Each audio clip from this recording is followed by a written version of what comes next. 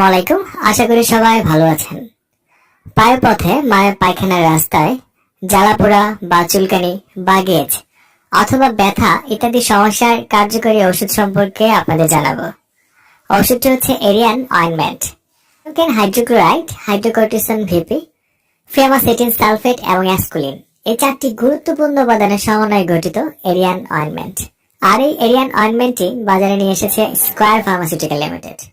স্ক্রিনে যে মলমটি দেখতে পাচ্ছেন এটি হচ্ছে 15 গ্রামের একটি টিউব এবং এই অয়েনমেন্টটি শুধুমাত্র মলধারে ব্যবহার করার জন্য, আর মলধারে ব্যবহারের সুবিধার জন্য রয়েছে সুন্দর একটি অ্যাপ্লিকেটর।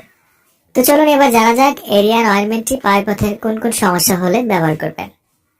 এটি সাধারণত পায়খানার রাস্তায় অত্যাধিক জ্বালাপোড়া করলে, পায়খানার রাস্তায় চুলকানি অথবা একজিমা থাকলে, অথবা পায়খানার রাস্তায় প্রচন্ড রকমের ব্যথায় টনটন করলে এটি ব্যবহার করা হয়ে থাকে।